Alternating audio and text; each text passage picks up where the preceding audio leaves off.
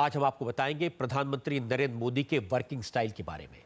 हमारे पास प्रधानमंत्री नरेंद्र मोदी के बारे में, उनके वर्किंग पैटर्न के बारे में, प्रधानमंत्री के घर के बारे में कई सारी एक्सक्लूसिव जानकारियां हैं। ऐसी जानकारियां जो अभी तक सामने नहीं आई हैं, ऐसी बातें जो अब तक लोगों को मालूम नहीं है। वैसे नरेंद्र मोदी के घर से और दफ्तर से ज्यादा जानकारी बाहर नहीं निकलती, लेकिन आज हम आपको बताएंगे नरेंद्र मोदी के स्टाफ के बारे में, उनके खर्चों के बारे में।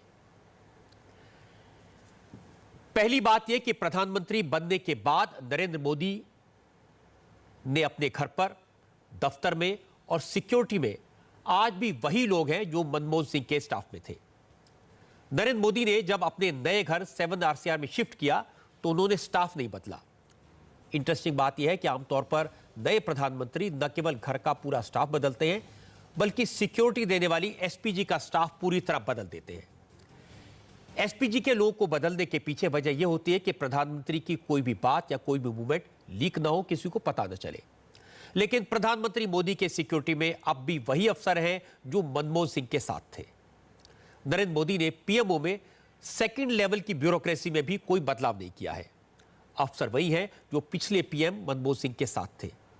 यहां तक कि प्रधानमंत्री मोदी ने कैबिनेट सेक्रेटरी को भी एक्सटेंशन देकर बनाए रखा। मुझे याद है यूपीए सरकार ने सत्ता संभालते ही उस वक्त के कैबिनेट सचिव कमल पांडे को बदल दिया था, जबकि कमल पांडे के रिटायर होने में सिर्फ 2 महीने बचे थे। प्रधानमंत्री मोदी ने ब्यूरोक्रेसी में बड़े बदलाव नहीं किए।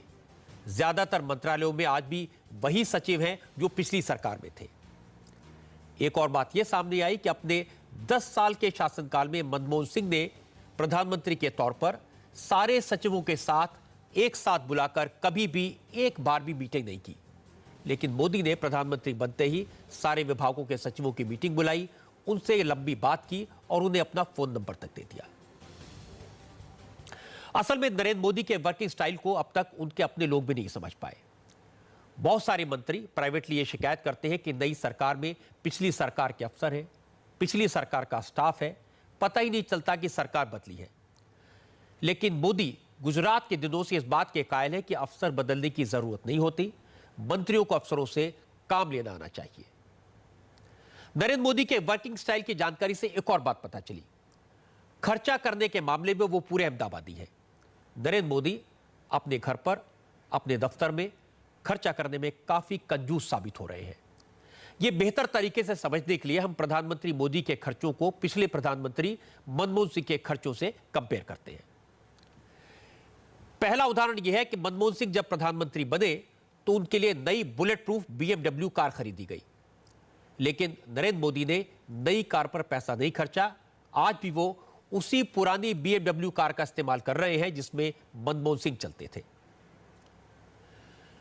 नरेंद्र मोदी ने 7 RCR में शिफ्ट करने के बाद घर पर भी ज्यादा खर्चा नहीं किया। 2004 में जब मनमोहन सिंह प्रधानमंत्री बने तो उन्होंने 7 RCR के रेनोवेशन पर 1,18,51,841 रुपए खर्च किए। 2014 में नरेंद्र मोदी के आने से पहले इस घर पर 70 लाख रुपए खर्च किए गए। नोट करने की बात यह कि नरेंद्र मोदी ने न फर्नीचर बदला, न पर्दे बदले, न पेंटिंग बदली।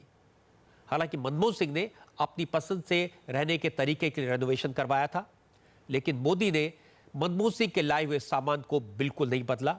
उसी फर्नीचर का, उसी पर्दों का इस्तेमाल किया। उन्होंने खर्चा किया 7 RCR को हाईटेक बनाने में, फ्रेश पेंट कराने में और एक मीटिंग रूम बनवाने में। एक और इंटरेस्टिंग बात यह है कि मनमोहन सिंह ने 7 RCR छोड़ने के बाद जब मोतीलाल नेहरू मार्ग के नए बंगले पर शिफ्ट किया तो इस नए बंगले के रेनोवेशन पर भी 1,76,38,377 रुपए खर्च किए गए, जो मोदी के 7 RCR के मुकाबले काफी कम थे। आपकी अदालत में नरेंद्र मोदी ने बताया था कि मैं पक्का अहमदाबादी हूं, एक तरफ के टिकट में 2 तरफ की यात्रा करता हूं। उन्होंने यह भी बताया था कि कैसे अमिताभ बच्चन को 1 रुपया दे बगैर गुजरात के पूरे टूरिज्म का कैंपेन करवा लिया। अब भी वो न कार पर खर्चा कर रहे हैं, न घर को डेकोरेट करने में। वैसे नरेंद्र मोदी खाने पीने पर भी ज्यादा खर्चा नहीं करते, लेकिन ये लाइफस्टाइल नरेंद्र मोदी की आदत है। वो आरएसएस के प्रचारक थे, तब से खर्चे बचाना और कम पैसे में काम चलाना उन्होंने सीख लिया। अब तक जो हमने खर्चे आपको बताए ये स्थायी खर्चे थे, परमानेंट खर्चे थे। लेकिन नरेंद्र मोदी ने प्रधानमंत्री बनने के बाद रोजमर्रा के कई और खर्चे भी बचाए हैं। नरेंद्र मोदी का डेलीगेशन मनमोहन सिंह के मुकाबले में काफी छोटा होता है। मनमोहन सिंह जब विदेश यात्रा पर जाते थे तो उनके साथ अफसर, डॉक्टर, मीडिया और सिक्योरिटी के 43 से 49 लोग हुआ करते थे, जबकि प्रधानमंत्री मोदी के विदेशी दौरों पर सिर्फ 28 से 33 लोग साथ गए। मनमोहन सिंह ने 2014 में भारत के अंदर जो घरेलू दौरे किए, उस समय उनके साथ 23 से 41 लोग होते थे। मोदी के डोमेस्टिक टूर्स में उनके साथ 21 से लेकर 31 तक लोग उनके साथ गए। बहुत से लोगों की यह शिकायत है कि मोदी जब विदेश पर जाते हैं तो अपने ज्यादातर लोगों को साथ नहीं ले जाते। आमतौर पर प्राइम मिनिस्टर के स्टाफ की और मंत्रियों की ख्वाहिश होती है कि वो प्राइम मिनिस्टर के प्लेन में जाएं, उनकी हवा बनेगी। लेकिन मोदी का स्टाइल अलग है, वो काम से काम रखते हैं। इसलिए मीडिया को भी शिकायत है कि वो अपने साथ सिर्फ दूरदर्शन और एजेंसी के पत्रकारों को ले जाते हैं। असल में मीडिया को, पत्रकारों को साथ ले जाने की परंपरा पंडित नेहरू के जमाने से थी, लेकिन मोदी ने इसे खत्म कर दिया। अब आपको बताते हैं कि मनमोहन सिंह और नरेंद्र मोदी के काम करने के स्टाइल में क्या फर्क है। मनमोहन सिंह प्रधानमंत्री के तौर पर ज्यादातर वक्त 7 RCR में बने ऑफिस से काम करते थे, जबकि नरेंद्र मोदी अपने घर पर कम रहते हैं।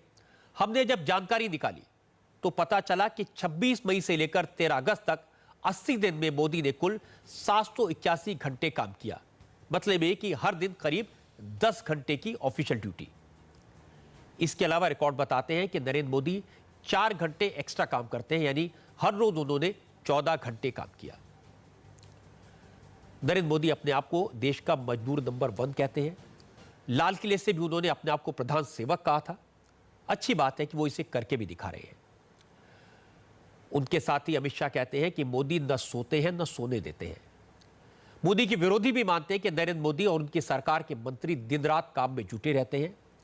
मुसीबत उन सरकारी अफसरों की है जिन्हें काम न करने की आदत पड़ गई थी। अब सरकारी दफ्तरों में बायोमेट्रिक सिस्टम लगाया जाएगा ताकि हर कर्मचारी का आने जाने का टाइम रिकॉर्ड पर आ जाए। जो लोग जनता के पैसे पर रहते हैं उनके काम की अकाउंटेबिलिटी होनी चाहिए। अच्छी बात यह है कि इसकी शुरुआत खुद प्रधानमंत्री से हो रही है।